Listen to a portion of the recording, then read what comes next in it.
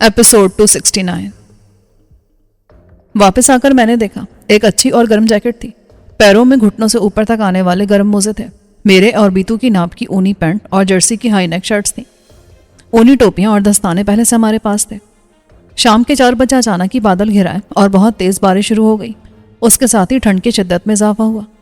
सब कंबलों में दुबक गए थे। मैंने महसूस किया कि जब से मैंने सीता को पुलिस या एजेंसी का हवाला दिया था, वो और उसके बच्चे यहाँ नहीं आए थे, वरना वो हर थोड़ी देर के बाद पूछती थी। कभी खुद पूछती और कभी बच्चों से कहलवाती। कुछ देर बाद प्रवीण ने दरमियानी दरवाजे से झांका और चाय लाने का बताया। चाय के साथ घर में बने हुए समोसे, पकौड़े और कचौरी थी। साथ ही उसने सीता का पैगाम दिया कि वो मुझसे मिलना चाहती थी। बीतू खुश हो गया था क्योंकि उसे 3 वक्त खाने की आदत थी और यहाँ दोपहर का खाना गोल होता था। अगरचे नाश्ता और रात का खाना सारी कसर पूरी कर देता, मगर दरमियान में कुछ वक्त के लिए पेट बिल्कुल खाली हो जाता था। मैं तमाम चीज़ों से इंसाफ करके और चाय का मग लेकर लाउंज में आया, जहाँ सीता डिनर की तैयारी कर रही थी। उसने माजरत की, सॉरी, मैंने इतनी देर से पूछा नहीं, असल में ये सब तैयार करने में मसरूफ़ थी। मुझे अपनी सोच पर अंदर अंदर शर्मिंदगी हुई। कोई बात नहीं, मैं भी आराम कर रहा था। कल किस समय जाओगे? सुबह सवेरे। अच्छा, कस्बे में चहल पहल होने से पहले यहाँ से चला जाऊँ। नाश्ता कब करोगे? 6 बजे। वो अफसरदा हो गई। फिर कभी नहीं आओगे? इम्कान तो यही है। मैं तुम्हें याद करूंगी, तुम्हारा एहसान हमेशा याद रखूंगी। मेरे लिए यही बहुत है कि कोई मुझे अच्छे अल्फाज में याद करेगा। मैंने कोई एहसान नहीं किया। एक बात पूछूं? पूछो।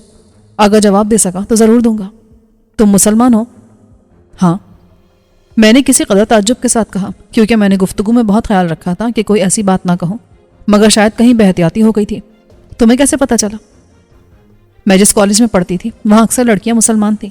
मेरी सारी सहेलियाँ मुस्लिम थीं। मुझे मालूम है कि मुसलमान किस तरह बात करते हैं, लेकिन मैंने अपनी गुफ्तगू में ऐसा कोई लफ्ज़ इस्तेमाल नहीं किया जो ख़ास मुसलमान बोलते हैं। हाँ, लेकिन तुमने हिंदी के वो शब्द भी नहीं बोले जो हर हिंदू बोलता है। इससे मुझे अंदाज़ा हुआ कि तुम मुसलमान हो। मैं कुछ देर चुप रहा।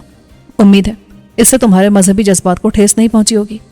नहीं, हम छूत छात के कायल नहीं हैं। मैंने कहा ना, मेरी सारी सहेलियाँ मुसलमान थीं। मैंने सुकून का सांस लिया। मैंने सीता को मजीद रकम भी देनी चाहिए तो उसने इनकार किया। तुमने इतना कुछ किया है कि मैं किसी सूरत इसका बदला नहीं चुका सकती, इसलिए प्लीज़ अब मैं जो कर रही हूँ उसे मेरा खुलूस समझो। मैंने महसूस किया कि वो जज्बाती हो रही थी, और जब मेरे पास आने वाली कोई औरत जज्बाती होती है तो मैं उलझन में पड़ जाता हूँ कि ना जाने उसकी जज्बातियत क्या रुख इख्तियार करे। इसलिए मैंने मौजू बदल दिया। उससे बच्चों के बारे में बात करने लगा। प्रवीण 6ठी में और सुमिता 4थी में थी। दोनों सरकारी स्कूल में पढ़ रहे थे, क्योंकि सीता की इतनी इस्तात नहीं थी कि वो बच्चों को किसी प्राइवेट स्कूल में पढ़ा सकती। वो खुश थी कि अब वो अपने बच्चों को बेहतरीन स्कूल में पढ़ा सकेगी। उसने मसरूर लहजे में बताया कि शिमला में इंडिया के बेहतरीन स्कूल थे, वो उन्हीं में से किसी में प्रवीण और सुमिता को दाखिल कराएगी। अब उसके पास वसाइल भी थे। उसका मूड बदल गया था। मैं वापस आया तो बीतू ऊँग रहा था। वो आज सुबह से जाग रहा था। रात में भी सिर्फ 4 घंटे सोया था। मैंने पट्टी हटाकर उसका जख्म देखा जो मुकम्मल तौर पर खुश्क हो गया था, और जहाँ से खाल गायब हुई थी वहाँ अब सुर्ख रंग की झिल्ली आ गई थी। जख्म बहुत बेहतर हालत में था। शोभी, हमने इस हाथ से बैग उठाकर देखा। जरा सा दर्द हुआ पर कुछ मुश्किल नहीं हुआ। बीतू ने इंकिशाफ किया, ऐसा करो अभी सो जाओ तुम, रात को तुम्हें जागना होगा। खाना आने में भी 3 घंटे हैं। नींद नहीं आ रही। क्या उधर वालों से बात हो सकती है? वो सब याद आ रहा है। ठीक है, लेकिन लंबी बात मत करना, मैंने कहा, और स्काइप से सफ़ीर को कॉल करके स्काइप पर आने का कहा। चंद मिनट बाद वो स्काइप पर था। बीतू ने हैंड फ्री लगा लिया और लैपटॉप सामने रख लिया। कुछ देर में मानी और दूसरे भी आ गए। सब बीतू को देखकर खुश थे। अलबत्ता सफ़ीर छेड़खानी कर रहा था, मगर बीतू ने बुरा ना माना। वो हंसता रहा। उसने सफ़ीर से कहा, हम जानता है आप हमसे बस ऊपर ऊपर से ऐसा करता है। हम मर गया तो सबसे ज़्यादा आप याद करेगा। जवाब में सफ़ीर ने कुछ कहा तो वो फिर हंसा। हाँ, वो ही ऐसा है, पर आपसे अच्छा है। 15 मिनट बाद मैंने बीतू से हैंड फ्री लिया और बाहर बरामदे में आ गया। ये यहाँ से भी काम कर रहा था। मैंने वसीम और सफ़ीर को मुख्तसरन अपने प्लान से आगाह किया। मैं कल यहाँ से निकलूंगा और कंवर पैलेस के पास कोई जगह तलाश करूंगा। वहाँ से आपसे रब्ता मुश्किल होगा, वसीम ने कहा। हाँ, वहाँ मोबाइल सिग्नल मुश्किल से होंगे। इंटरनेट का पता नहीं, लेकिन मसला नहीं है। मैंने लैंड क्रूजर ले ली है। उसकी मदद से किसी ऐसी जगह तक रसाई हासिल की जा सकती है जहाँ सिग्नल्स हो। अगर रोज़ नहीं तो 2 दिन बाद लाजमी रब्ता करूंगा। वहाँ की सूरत हाल क्या है? नादिर को मुर्शिद के हवाले कर दिया गया है। ठीक है, अब तुम लोग ज़्यादा मोहतात रहो। आजकल हम इसके सिवा और कुछ कर भी नहीं रहे। बड़े कुंवर का राजा उमर दराज से रब्ता जाहिर करता है कि वो हमारे बारे में कुछ ज़्यादा ही जानता है। लाजमी मुर्शिद से भी वाकिफ़ होगा। अगर उसने मुर्शिद से रब्ता कर लिया तो हमारे लिए फिर से मुश्किलात का आगाज़ हो जाएगा। फतेह खान की इंडिया में मौजूदगी का मतलब है कि डेविड शाह भी यहीं है, वरना फतेह खान की दिलचस्पी की कोई चीज़ यहाँ नहीं है। آپ کا مطلب ہے کہ ہمارے دشمن آپس میں مل رہے ہیں؟ وسیم نے صورتحال کا خلاصہ کیا۔ بالکل یہی بات ہے۔ جیسے ہی راج کنور کی مدد سے مجھے کنور پیلس میں گھسنے کا موقع ملا، میں سعدیہ کو وہاں سے نکال لوں گا۔ اور اگر ایسا نہ ہو سکا تو؟ وسیم نے کسی قدر جذباتی لہجے میں کہا۔ یار، ہم مفروضات پر بات نہیں کر سکتے۔ بہرحال ایک بات ہے، سعدیہ کو بڑے کنور کی قید میں نہیں چھوڑا جا سکتا۔ اسے آزاد کرانے کے لیے اگر مجھے خود کو بڑے کنور کے حوالے کرنا پڑا تو آپ اپنے طور پر ایسا کوئی فیصلہ نہیں کریں گے۔ سوری، میں جذباتی ہو گیا تھا۔ وسیم نے میری بات کاٹی۔ یار، ایک دوسرے کے لیے یہ جذبات ہی تو ہمارا سرمایہ ہے، ورنہ کسی کو دوسرے سے کیا غرض ہو سکتی ہے؟ ٹھیک کہا تو نے، سفیر نے میری تائید کی۔ میں نے کچھ دیر کے بعد کال کاٹ دی اور لیپ ٹاپ بند کر کے اسے اور موبائل دونوں کو چارج پر لگا دیا۔ ارون کے پاس سے جو آئی فون نکلا تھا وہ اس کا چارجر نہیں تھا، لیکن بیٹری فل تھی۔ اسے آف رکھا ہوا تھا۔ ابھی تو اس کا کام نہیں تھا، لیکن ممکن ہے آگے چل کر اس کی ضرورت پڑ جاتی۔ اسے بھی سامان میں شامل کر لیا تھا۔ اس بار میں نے تفصیل سے دیکھا کہ بیتو نے کیا کیا لیا تھا۔ اس میں بہت ساری کام کی چیزیں تھیں، حتیٰ کہ اس نے ماچس اور لائٹرز بھی لیے تھے۔ اسلحے سمیت سارا سامان 2 بیگز میں آ گیا تھا۔ سب سے بات کر کے بیتو خوش تھا۔ وہ لیٹ گیا۔ وہ مسلسل اینٹی بایوٹکس کھا رہا تھا۔ یہ دوائیں انسان کو کمزور بھی کرتی ہیں، مگر ان کے بغیر گزارا نہیں ہوتا۔ آج رات بیتو کے زخم کو 4 دن ہو جاتے۔ ڈاکٹر نے 3 دن کا کہا تھا، اس لحاظ سے اب وہ حرکت کر سکتا تھا۔ بیتو نے جس جگہ کا بتایا تھا وہاں تک جیپ کی رسائی مشکل لگ رہی تھی اور یقیناً کچھ فاصلہ پیدل طے کرنا پڑتا۔ یہاں سے اس کا امتحان شروع ہوتا۔ سفر کی مشکل، پھر سامان اٹھانا اور غار کی بے آرامی بیتو کے لیے مشکل پیدا کر سکتی تھی۔ بہرحال اس کا زخم بگڑنے کا اندیشہ بہت کم تھا، اور پھر ہمارے پاس دوائیاں بھی تھیں۔ میں نے جو سامان منگوایا تھا اس میں ٹیٹرا پیک دودھ بھی شامل تھا۔ وہ وقت ضرورت یہ کھانے اور پینے دونوں کے کام آ سکتا تھا۔ چائے کی پتی اور کافی بھی شامل تھی۔ خاصی چیزیں تھیں جو اس بے سر و سامانی میں ہمارے کام آتی۔ یہ سب ایک الگ شاپر میں پیک تھا۔ ڈنر آیا تو میں نے بیتو کو جگا دیا۔ کھانے کے بعد وہ دوبارہ سو گیا۔ 9 بجے باہر شدید سردی اور شدید سناٹا تھا۔ بارش رک گئی تھی، لیکن درختوں سے ٹپکتے قطروں کی آوازیں اندر تک آ رہی تھیں۔ چائے اور کافی نے وقتی طور پر نیند کو بھگا دیا تھا، لیکن جب میں کمبل میں لپٹ کر بیٹھتا تو غنودگی حملہ کرتی۔ یہاں ٹہلنے کی گنجائش کم تھی، اس لیے میں نے کمبل اتار دیا تاکہ سردی سے جسم چاقو چوبند ہو جائے۔ ایک بار میں کمبل میں تھا کہ درمیانی دروازہ کھلا۔ میں آنکھ بند کر کے سوتا بن گیا۔ میں دیکھ نہیں سکا، لیکن چوڑیوں کی کھنک نے بتا دیا کہ آنے والی سیتا تھی۔ وہ شاید مجھے بلانے آئی تھی، مگر میں بیتو کو سوتا چھوڑ کر نہیں جا سکتا تھا۔ میں نے بیتو کو 3 بجے اٹھایا۔ وہ 6 گھنٹے سو لیا تھا اور اب چاقو چوبند تھا۔ واش روم سے ہو کر وہ کانپتا ہوا آیا تو میں سونے کے لیے لیٹا۔ بیتو بولا، شوبی، باہر بہت سردی ہے۔ کل سے ہمیں اسی سردی کا سامنا کرنا پڑے گا۔ ادھر زیادہ سردی ہوگا، ادھر برف والا پہاڑ پاس ہے نا، وہاں سے ٹھنڈ آتا ہے۔ دیکھ لیں گے یار، یاد نہیں ہے ہم نے کئی دن کیسے برفانی علاقے میں گزارے تھے جہاں سوائے برف کر کچھ نہ تھا۔ ادھر تو بہت سردی تھی۔ کچھ دیر کے بعد میں سو گیا۔ بیتو نے مجھے 6 بجے اٹھایا۔ شوبی، سیتا دیوی ناشتے کا بول کر گیا ہے۔ ہاں، بس ہمیں روانہ ہونا ہے۔ میں واش روم سے ہو کر آیا اور درمیانی دروازے سے اندر جھانکا جہاں سیتا کے لیے ناشتہ بنا رہی تھی۔ میں لاؤنج میں آیا اور کھنکارا۔ اس نے چونک کر دیکھا اور مسکرا دی۔ اٹھ گئے؟ ہاں، فریش ہو گیا ہوں۔ کافی پیو گے؟ ناشتے میں ذرا دیر ہے۔ سوری، میری آنکھ وقت پر نہیں کھلی۔ کیوں نہیں، اور کوئی بات نہیں، ہم ذرا تاخیر سے نکل جائیں گے۔ اس نے کافی کا پانی رکھ دیا۔ تم شملہ جاؤ گے؟ ہاں، لیکن ہماری منزل اس سے دور ہے۔ وہ پراٹھے بنا رہی تھی۔ میں نے راستے کے لیے بھی کچھ چیزیں بنا دی ہیں، 1-2 وقت کھا سکتے ہو۔ اس کی ضرورت نہیں تھی، تم نے زحمت کی۔ میں نے سوچا راستے میں بھی باہر کا کھاؤ گے تو کیوں نہ میں بنا دوں، ٹھنڈا ہوگا پر گھر کا ہوگا۔ اس نے کافی بنا کر میرے سامنے رکھی اور آہستہ سے بولی، مجھے ارون کا سوچ کر ڈر لگ رہا ہے۔ میں نے کہا نا، اس کی طرف سے بے فکر رہو، وہ واپس نہیں آئے گا۔ لیکن اس کی گمشدگی کے بارے میں اپنی طرف سے کچھ مت کہنا۔ میرا خیال ہے جلد اس کی گمشدگی کی خبر پھیلے گی اور پولیس تمہارے پاس آئے گی۔ تب تم وراثت کے لیے کارروائی کرنا، اور وہ بھی اس وقت جب پولیس اس کا کیس بند کر دے۔ تم پولیس سے رابطے میں رہو گی تو خود پتہ چلتا رہے گا۔ پروین اور سمیتا اس کے وارث کی حیثیت سے عدالت میں درخواست دے سکتے ہیں۔ تم چنتا مت کرو، میں کسی اچھے وکیل سے مشورہ کر کے یہ کام کروں گی۔ جب تک میں نے کافی پی، اس نے ناشتہ تیار کر لیا اور خود ہی دینے آئی۔ ارون اسے دیکھ کر چونکا، مگر وہ اسے دیکھ کر زیادہ چونکی۔ اس نے مجھ سے کہا، تم نے اسے ایسے ہی چھوڑ رکھا ہے؟ میں نے اسے ایسی زنجیر میں جکڑا ہوا ہے جو نظر نہیں آتی، لیکن فولاد سے زیادہ مضبوط ہے۔ یہ صرف بے بسی نہیں، پوری طرح میرے قابو میں بھی ہے۔ وہ کیسے؟ اے ارون، ادھر آؤ، کتے کی طرح چاروں ہاتھ پیروں پر چل کر آؤ۔ اس نے حکم کی تعمیل کی۔ میں نے سیتا کی طرف دیکھا۔ اس کے قدموں میں سر رکھو۔ اس بار بھی اس نے حکم کی تعمیل کی تو سیتا اچھل پڑی۔ یہ کیسے؟ مجھے جادو آتا ہے، میں نے کہا اور ارون کو واپس جانے کا اشارہ کیا۔ سیتا ناشتہ لگا کر واپس چلی گئی۔ ہم نے ناشتہ کیا۔ اس دوران میں باہر دھوپ پھیل رہی تھی۔ جبکہ مجھے توقع تھی کہ موسم ابر آلود ہوگا، مگر خلاف توقع دھوپ نکل آئی تھی۔ ناشتے کے فوراً بعد میں نے سارا سامان ارون اور آئیکن پر لدوایا۔ 4 دن کے آرام سے راج کنور کے پاؤں کی حالت خاصی بہتر ہوئی تھی، لیکن وہ ابھی اس قابل نہیں ہوا تھا کہ کوئی بوجھ اٹھا سکے۔ بیتو کو ان کے ساتھ روانہ کر کے میں اندر آیا، جہاں سیتا کچن کی میز پر متفکر چہرے کے ساتھ بیٹھی ہوئی تھی۔ ہم جا رہے ہیں، میں ایک بار پھر تمہارا شکریہ ادا کرنا چاہتا ہوں۔ دھنیہ واد تو مجھے کہنا چاہیے، اس نے رندھے ہوئے لہجے میں کہا، اور پھر یکدم اٹھ کر میرے سینے سے لگ گئی۔ شوبی، میں تمہیں کبھی نہیں بھولوں گی۔ میں نے اسے نرمی سے خود سے الگ کیا۔ میں بھی تمہیں یاد رکھوں گا اور تمہارے لیے دعا گو رہوں گا۔ اس نے آنچل سے آنسو صاف کیے۔ کیا ایسا ہو سکتا ہے کہ کبھی تم کال کرو اگر ملنے نہ آ سکو تو؟ کوشش کروں گا۔ میں نے سر ہلا دیا، حالانکہ میرا کوئی ارادہ نہیں تھا۔ اس نے ایک بڑا سا ٹفن مجھے پکڑایا۔ اس میں کھانا ہے، یہ 12 گھنٹے گرم رہے گا۔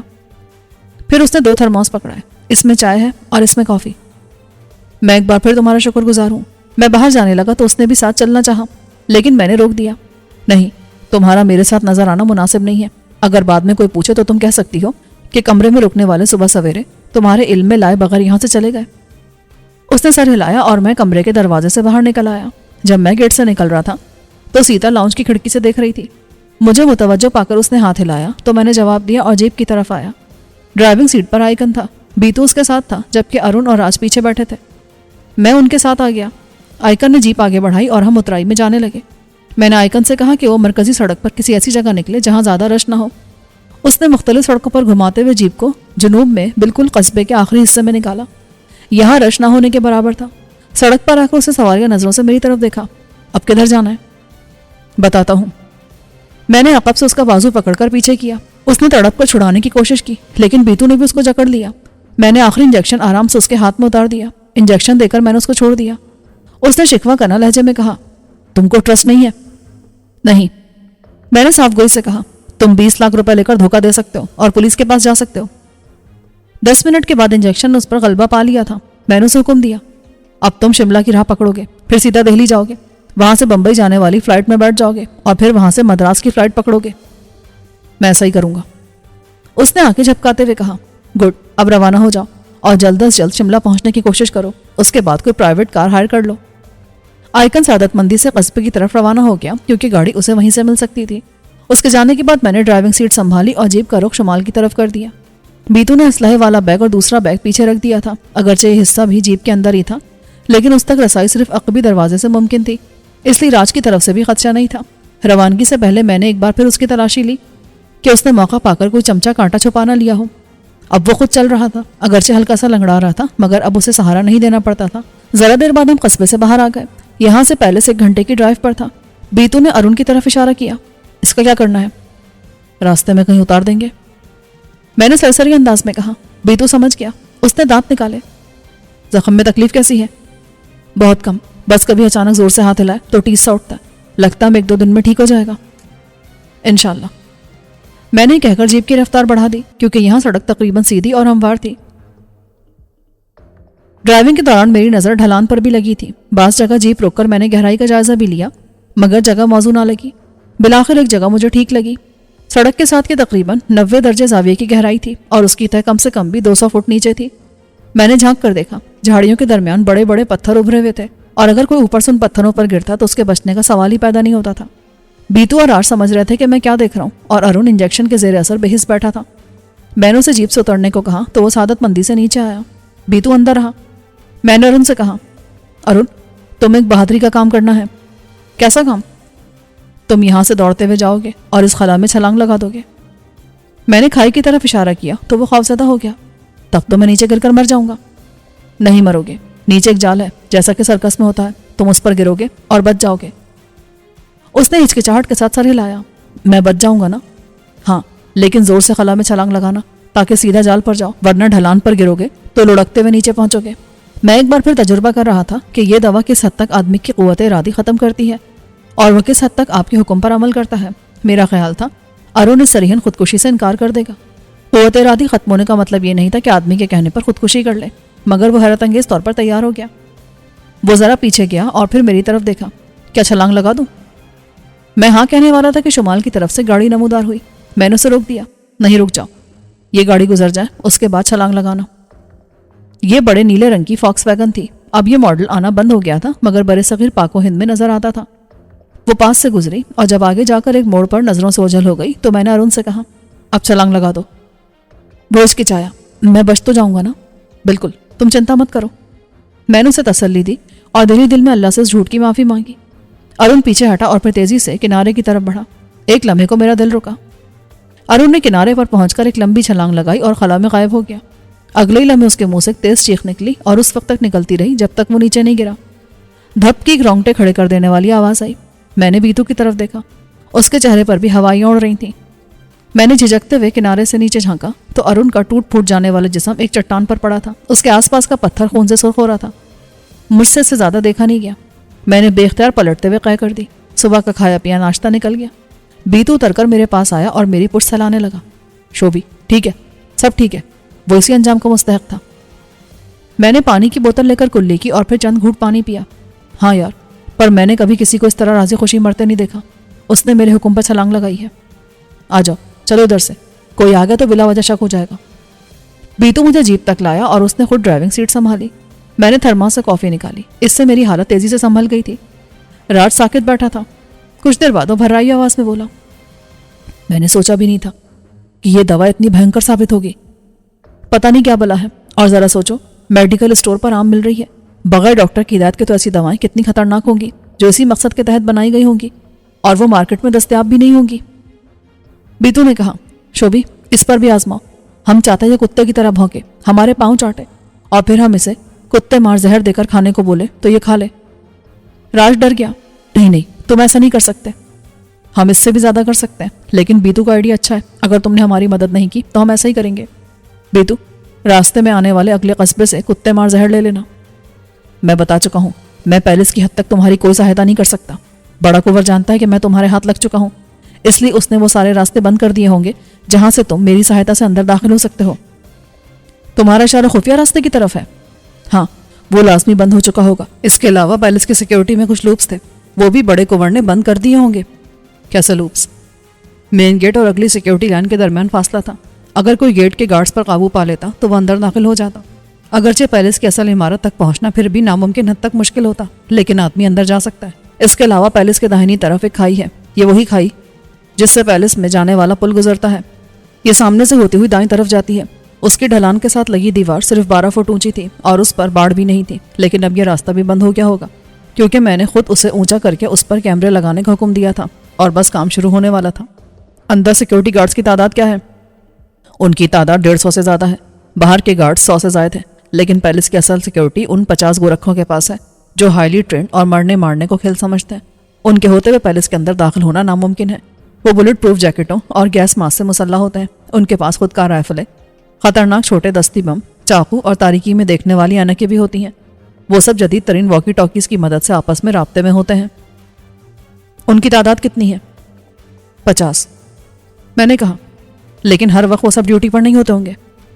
اس نے سر ہلایا۔ عام حالت میں ایک وقت میں 20 ڈیوٹی پر ہوتے اور 8 گھنٹے بعد ڈیوٹی بدلتی ہے۔ اسی طرح باہر ایک وقت میں 50 گارڈز ہوتے ہیں، لیکن تمام گارڈز ہم وقت چوکنے ہوتے ہیں اور 5 منٹ کے نوٹس پر وہ پورے پیلس میں کہیں بھی پہنچ سکتے ہیں۔ اس کی باقاعدہ ریہرسل ہوتی ہے۔ راج پیلس کی سیکیورٹی کے بارے میں بتا رہا تھا اور میں ان معلومات کو اپنے ذہن میں محفوظ کرتا جا رہا تھا۔ بیتو توجہ سے ڈرائیونگ کر رہا تھا۔ اچانک وہ بولا، شوبی ایک نیلا ویگن آ رہا ہے، یہ پہلے بھی ہمارے پاس سے گزرا تھا، دوسری طرف گیا تھا، اب پیچھے آ رہا ہے۔ میں نے عقبی آئینے میں دیکھا، تقریباً 100 گز پیچھے نیلی فاکس ویگن آ رہی تھی، لیکن یہ کہنا مشکل تھا کہ یہ وہی فاکس ویگن تھی یا کوئی اور گاڑی تھی۔ رفتار تیز کر دو۔ بیتو نے ایکسلریٹر دبایا اور چند لمحے میں لینڈ کروزر 20 میل سے 40 میل فی گھنٹے کی رفتار پر آ گئی۔ فوراً ہی میں نے فاکس ویگن کی رفتار میں بھی اضافہ ہوتے دیکھا۔ رفتار کے معاملے میں وہ کسی بھی طرح لینڈ کروزر سے کم نہیں تھی، مگر اس کے ٹائر سڑک کو اتنا اچھا گرپ نہیں کر سکتے تھے جتنا لینڈ کروزر کے ٹائر کرتے ہیں۔ یہاں سڑک سیدھی تھی، اس لیے فاکس ویگن کو دوبارہ 100 گز تک پیچھے آنے میں کوئی دشواری نہیں ہوئی۔ بیتو نے مہارت سے ایک موڑ کاٹا اور فوراً ہی پوری بریک لگائی تھی کیونکہ سامنے ہی 2 عدد جیپس کھڑی تھیں۔ ان کے ساتھ کم سے کم 20 درجن افراد خوفناک ہتھیاروں سے لیس پوزیشن سنبھال کر کھڑے تھے۔ میں نے بیتو سے کہا، ریورس کرو، لیکن اس سے پہلے کہ بیتو جیپ ریورس کرتا، عقب سے فاکس ویگن نمودار ہوئی۔ اس نے ترچھا ہو کر راستہ بند کر دیا۔ ہم پھنس گئے تھے۔ پھر فاکس ویگن کا سلائڈنگ ڈور کھلا اور اس سے ایک شخص نیچے اترا۔ میں نے اسے پلٹ کر دیکھا اور گہری سانس لے کر رہ گیا۔ جب سے میں نے سنا تھا کہ فتح خان انڈیا میں موجود ہے، تب سے میرے ذہن کے کسی گوشے میں موجود تھا کہ کسی بھی وقت اس سے سامنا ہو سکتا ہے۔ اس سے پہلے بھی فتح خان متعدد بار ڈرامائی انداز میں میرے سامنے آ چکا تھا، مگر گزشتہ کچھ عرصے سے اس کا منحوس سایہ مجھے اپنے آس پاس نظر نہیں آیا تھا۔ کبھی کبھی مجھے لگتا تھا کیا فتح خان سے میری جان چھوٹ گئی ہے، کیونکہ گمشدہ ہیروں کی تلاش میں اس کی مدد نہیں کر سکا تھا، اور شاید وہ سمجھ گیا تھا کہ میں مدد کر بھی نہیں سکتا۔ مگر اس وقت فتح خان کی صورت دیکھ کر میری ساری خوش فہمی دور ہو گئی۔ فاکس ویگن سے اترنے والا فتح خان ہی تھا۔ اس نے صدری نما لباس پہن رکھا تھا اور بظاہر خالی ہاتھ تھا، لیکن مجھے یقین تھا کہ اس کے اس ڈھیلے ڈھالے لباس میں کئی طرح کا اسلحہ روپوش ہوگا، اور وہ سیکنڈ کے نوٹس پر اسے نکالنے اور استعمال کرنے پر قادر ہوگا۔ اسے دیکھتے بیتو نے پستول نکالنا چاہا، لیکن میں نے روک دیا۔ نہیں، ہم گھرے ہوئے ہیں، کوئی غیر ضروری حرکت مت کرنا۔ شوبی، ہم ان کے ہاتھ نہیں آئے گا۔ یہ کتے کا بچہ ہمارا پیچھا چھوڑتا کیوں نہیں ہے؟ کیونکہ یہ کتے کا بچہ ہے۔ فتح خان نیچے اتر کر کھڑا ہو گیا۔ وہ خاموش تھا، یعنی اس نے کوئی بکواس نہیں کی تھی۔ میں بھی چپ تھا، البتہ میرا پستول میرے ہاتھ کی پہنچ میں تھا۔ راج ذرا حیران ہوا۔ اس نے تجسس سے پوچھا، شہباز، یہ کون ہے؟ میرے دشمن، لیکن تم کسی خوش فہمی میں مت رہنا۔ اگر کوئی غلط حرکت کی تو میں تمہیں شوٹ ضرور کر دوں گا۔ اس نے پاؤں کی طرف اشارہ کیا۔ اس کے ساتھ میں کوئی غلط حرکت کیسے کر سکتا ہوں؟ فتح خان خاموشی سے غالباً میری بے بسی سے لطف اندوز ہو رہا تھا۔ اتنا تو وہ بھی سمجھتا تھا کہ اگر میں نے کچھ کرنا ہوتا تو اب تک کر چکا ہوتا۔ جیپ کا انجن اسٹارٹ تھا۔ بیتو آہستہ سے بولا، شوبی، ہم ریورس کر کے ویگن کو ٹکر مارتا ہے، اسے راستے سے ہٹا کر ہم یہاں سے نکل سکتا ہے۔ میں نے بیتو کی تجویز پر غور کیا اور فوراً مجھے محسوس ہوا کہ یہ بہت رسکی تجویز ہے۔ اول تو ہمارے سامنے 6-7 مسلح افراد تھے۔ جیپ کی حرکت میں آتے ان کے خودکار گنوں کے دہانے بھی کھل جاتے۔ اتنے ہتھیاروں کے خلاف سامنے سے ہمیں کوئی تحفظ حاصل نہیں تھا۔ دوسرے، اگر جیپ ویگن سے ٹکراتی تب بھی لازمی نہیں تھا کہ وہ راستے سے ہٹ جاتی۔ پھر پیچھے فتح خان اور اس کے چند ساتھی اور بھی تھے، وہ بھی مزاحمت کرتے۔ اس کے بعد بھی ہم ریورس میں جاتے تو بہت دور تک جیپ موڑنے کی کوئی جگہ نہیں تھی۔ اتنی دیر میں سامنے موجود دونوں جیپس ہمیں آن لیتی، اس لیے میں نے بیتو کی تجویز رد کر دی۔ یہ بہت خطرناک ہے، اگر ہم بچ بھی گئے تب بھی فرار مشکل ہے، یہ آسانی سے ہماری گاڑی کو ناکارہ بنا سکتے ہیں۔ بیتو نے مایوسی سے سر ہلایا۔ شوبی، تو کیسے خود کو حوالے کر دے؟ حالات کے مطابق فیصلہ کرنا ہوگا، فی الحال صبر بہتر رہے گا۔ میں نے بایاں ہاتھ باہر نکال کر بلند کیا۔ فتح خان، میں نیچے آ رہا ہوں، اپنے کتوں کو پٹا ڈال کر رکھو۔ فکر مت کرو شہباز خانہ، پٹا ڈالا ہوا ہے، ہمارا کتا ہماری مرضی کے بغیر بھونکتا بھی نہیں ہے۔ میں نیچے اترا اور نپے تلے قدموں سے فتح خان کی طرف بڑھا۔ وہ چوکنا ہو گیا۔ جب میں 10 قدم دور تھا تو اس نے ہاتھ اٹھا کر کہا، بس شہباز خان، وہی رک جاؤ۔ اتنی گنوں کے ہوتے ہوئے بھی تم خوفزدہ ہو؟ ہاں، فتح خان نے اپنی حفاظت کے لیے کبھی دوسرے کے گن پر اعتبار نہیں کیا۔ یہ تمہارے واسطے، ہمارے واسطے نہیں، اس نے صاف گوئی سے کہا۔ فتح خان، تم چاہتے کیا ہو؟ کیوں بار بار میرا راستہ کاٹتے ہو؟ میں نے تم سے کیا کہا تھا کہ اب تم میرے سامنے آئے تو مروت اور لحاظ کا ہر رشتہ ختم ہو جائے گا؟ یاد ہے ہم کو۔ یقین کرو شہباز خانہ، ہم بھی ہر بار یہی سوچتا ہے کہ اب تمہارا سامنا نہیں کرے گا۔ ہم خطرناک دشمن پالنے کا قائل نہیں ہے، یا تو اسے مار دیتا ہے اور مار نہ سکے تو اس سے دور رہتا ہے، پر تم سے ہمارا ستارہ ملتا ہے، کوئی نہ کوئی ایسا سبب ہو جاتا ہے کہ تم سے ملنا پڑتا ہے۔ اب ایسا کیا ہو گیا؟ پرانا سبب ہے، تم جانتا ہے ڈیوڈ شاہ تم سے کیا چاہتا ہے۔ میں جانتا ہوں، لیکن وہ حماقت کر رہا ہے۔ میں نہیں سمجھتا کہ ایک ایسا انگریز جو جدید دور کا پروردہ ہے ایسی احمقانہ بات کا اتنی سنجیدگی سے قائل ہو جائے گا۔ معاملہ ادھر کا نہیں ادھر کا ہے۔ فتح خان نے دماغ کے ساتھ دل کی طرف اشارہ کیا۔ ادھر کوئی بات منطق سے نہیں آتا، اس لیے منطق سے کیسے نکالا جا سکتا ہے؟ میں سمجھتا ہوں، لیکن ڈیوڈ سے اس سلسلے میں میری جتنی بار بات ہوئی اور جو طے ہوا وہ ویسا نہیں کر سکا، تب وہ مجھے کس طرح مجبور کر سکتا ہے کہ میں اس کے ساتھ کسی احمقانہ ایڈونچر میں شامل ہو جاؤں؟ وہ تم سے ایک اور آخری بار بات کرنا چاہتا ہے۔ جہاں تک مجبوری کا بات ہے تو اتنا آدمی کس واسطے لایا ہے؟ تم ان کا مقابلہ کر سکتا ہے؟ کیا تم مجبور نہیں ہے؟ میں نے دل میں تسلیم کیا، میں مجبور تھا۔ اتنے مسلح لوگوں سے صرف سپرمین لڑ سکتا تھا۔ تم جانتے ہو، میں نے خود کو کبھی بے بس نہیں سمجھا۔ ہم جانتا ہے، اس لیے پورا بندوبست کر کے آیا ہے۔ ہم یہ بھی کر سکتا تھا کہ 2 بندے لاتا اور وہ تم کو اور تمہارے ساتھی کو بے ہوشی والا بلٹ مارتا، ہم تم کو آرام سے ڈھو کر لے جاتا۔ ہم پہلے بھی کئی بار یہ کام کیا، پر اب ہم کو اچھا نہیں لگتا۔ تم اچھا اور معزز آدمی ہے، اس لیے ہم تم کو معزز آدمی کا موافق لے جانا چاہتا ہے۔ میں نے اس کی بات پر غور کیا۔ اس کے لہجے میں شرارت نہیں تھی، وہ بالکل سنجیدگی سے بات کر رہا تھا۔ معزز آدمی کی طرح جانے کی صورت کیا ہے؟ تم اپنا اور اپنے ساتھی کا سارا ہتھیار ہمارے حوالے کر دے گا، کوئی موبائل یا رابطے کا چیز تمہارے پاس نہیں رہے گا، اس کے علاوہ ہم کچھ نہیں لے گا۔ تو باقی بچا کیا؟ بس کچھ رقم اور یہ گھڑی۔ فتح خان، ہتھیار تم کو دے کر میں خالی ہاتھ رہ جاؤں گا، اس کے بعد تم میرے ساتھ جو جی چاہے کر سکو گے؟ نہیں، ہم وعدہ کرتا ہے، اپنی مری ماں کا قسم کھاتا ہے، تمہارے ساتھ کوئی غلط سلوک نہیں کرے گا۔ اس نے اپنی گھڑی کی طرف دیکھا۔ شہباز خانہ، فیصلہ ذرا جلدی کرو، ابھی تم کو لے کر بھی جانا ہے۔ ڈیوڈ کہاں ہے؟ شملہ میں۔ فرض کرو یہ غلط سلوک ڈیوڈ شاہ نے کرنے کا فیصلہ کیا تو تمہاری مری ماں کی قسم ٹوٹ نہیں جائے گی؟ ایسا نہیں ہوگا، تم جانتا ہے ڈیوڈ شاہ ٹھنڈے دماغ کا آدمی ہے۔ ہاں، وہ کھانا کھاتے ہوئے کسی کو ٹھنڈے دماغ سے قتل کر کے اپنا کھانا مکمل کر سکتا ہے۔ شہباز خانم، تم جانتا ہے وہ تم سے کام لینا چاہتا ہے، تمہارا جان لینا ہوتا تو اس کے لیے بہت موقع تھا، پر اس نے ایسا نہیں کیا۔ کیا میں غلط کہہ رہا ہے؟ میں نے دل ہی دل میں تسلیم کیا کہ وہ ٹھیک کہہ رہا ہے۔ میں اس وقت ایک بہت ضروری کام سے جا رہا ہوں اور وہ میرے لیے ہر کام سے بڑھ کر ہے۔ اس صورت میں ڈیوڈ شاہ کے کام آنے سے انکار کروں گا تو اس کا رد عمل کیا ہوگا؟ میں جانتا ہے تم کس کام سے جا رہا ہے، فتح خان نے کہا اور ذرا آگے آ کر آہستہ سے بولا، تم چاہے تو ڈیوڈ شاہ تمہارے کام آ سکتا ہے۔ کنور پیلس سے کسی کو نکالنا بہت مشکل کام ہے، کم سے کم تم 2 افراد کے بس کا نہیں ہے۔ اس کے لیے درجنوں مسلح اور تربیت یافتہ افراد اور بہت سارا جدید اسلحہ چاہیے، جو صرف تم اور ڈیوڈ مہیا کر سکتے ہو۔ صرف وہی، کیونکہ ہمارا اتنا اوقات نہیں ہے۔ وہ آہستہ سے بولا، میں گفتگو کو بلا وجہ طول نہیں دے رہا تھا، میں فتح خان اور اس کے باس کے عزائم جاننے اور اندازہ لگانے کی کوشش کر رہا تھا۔ مجھے محسوس ہوا کہ فتح خان مجھے ترغیب دے رہا ہے کہ میں شرافت سے اس کے ساتھ چلا چلوں اور اسے زیادہ ہنگامہ آرائی نہ کرنی پڑے۔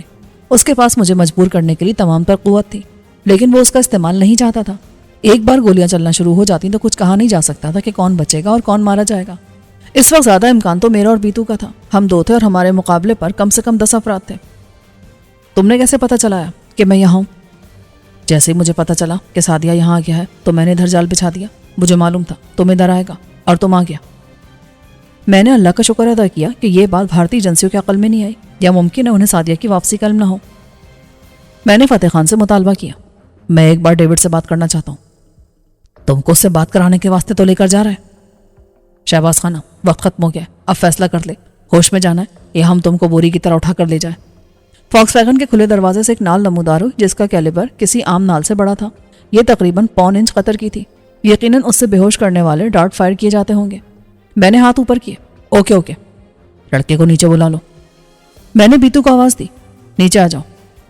وہ نیچے اترا اور فتح خان کے سامنے جا کر بولا، ہمارا نام لڑکا نہیں بیتو ہے، بڑا کرنٹ ہے تیرے میں، کبھی آزما کر دیکھے گا۔ فتح خان نے معنی خیز انداز میں کہا، فتح خان کام کی بات کرو، اب تم اپنا سارا ہتھیار نیچے ڈال دو۔ میرے اور بیتو کے پاس پستول تھے، وہ ہم نے نیچے ڈال دیے۔ فتح خان نے ہمیں پیچھے ہٹنے اور دونوں ہاتھ گردن پر رکھ کر گھٹنوں کے بل بیٹھنے کا حکم دیا۔ میں نے اعتراض کیا، یہ کس خوشی میں جبکہ ہم اپنے ہتھیار پھینک چکے ہیں؟ تمہارا تلاشی ہوگا؟ ضرور، میرے پاس موبائل ہے، وہ میں نکال رہا ہوں۔ اس سے پہلے کہ فتح خان مجھے روکتا، میں نے موبائل نکالا اور اچانک یہ ہاتھ گھما کر اسے نیچے کھائی میں پھینک دیا۔ یہ کھائی اچھی خاصی گہری تھی اور اب فتح خان اپنے آدمیوں کو بھی بھیج دیتا تو یہ بھوسے میں سے سوئی تلاش کرنے کے مترادف ہوتا۔ موبائل میں سفیر، وسیم، عبداللہ کے نمبرز اور خاصی معلومات تھی جو کسی صورت فتح خان کے ہاتھ نہیں لگنی چاہیے تھی۔ اس نے مجھے کھا جانے والی نظروں سے گھورا، یہ تم نے اچھا نہیں کیا۔ کوئی بات نہیں، میں اکثر اچھا نہیں کرتا، میں نے لاپرواہی سے کہا اور گھٹنوں کے بل بیٹھتے ہوئے دونوں ہاتھ گردن پر رکھ لیے۔ بیتو تیار نہیں تھا لیکن میرے اشارے پر مجبوراً وہ گردن پر ہاتھ رکھ کر گھٹنوں کے بل بیٹھ گیا۔ فتح خان کے اشارے پر اس کے آدمیوں نے ہمیں گھیر لیا اور متعدد گنوں کے دہانے ہماری طرف تھے۔ تلاشی لے کر انہوں نے میرے پاس سے چاقو اور رقم نکال لی۔ اصل رقم لیپ ٹاپ والے بیگ میں تھی، لیکن اس وقت رقم کے بجائے مجھے اپنی اور بیتو کی فکر تھی۔ فتح خان نے چاقو اور رقم رکھ لی۔ میں نے ارون کا آئی فون اس کھائی میں پھینک دیا تھا جس میں اس نے چھلانگ لگائی تھی۔ اسے اپنے پاس رکھنا قتل کا ثبوت لیے پھرنے کے مترادف تھا۔ فتح خان کی بات سے میں نے اطمینان محسوس کیا کہ وہ سیتا کے بارے میں بے خبر تھا۔ اس آئی فون کی مدد سے وہ بہت کچھ جان سکتا تھا۔ جب ارون کی لاش ملتی تو اس سے میرا تعلق ثابت ہو جاتا۔ ہماری مکمل تلاشی لے کر ہمارے ہاتھوں میں نائلون کی ہتھکڑی لگا دی گئی۔ میں نے فتح خان کی طرف دیکھا، میں اس وقت خود کو خاصا معزز محسوس کر رہا ہوں۔ ایسا ہوتا ہے، یہ جتنا بڑا لیڈر لوگ ہے پہلے اسی طرح جیل جاتا ہے پھر معزز بنتا ہے۔ تم مجھے معزز بنا رہے ہو یا گالیاں دے رہے ہو؟ اللہ نہ کرے جو میں اس قسم کا لیڈر بنوں جیسے آج کل ہمارے لیڈر ہیں۔ قائد اعظم کا دور ان کے ساتھ ختم ہو گیا تھا۔ فتح خان نے لاپرواہی سے کہا اور ہمیں وین میں ڈالنے کا اشارہ کیا۔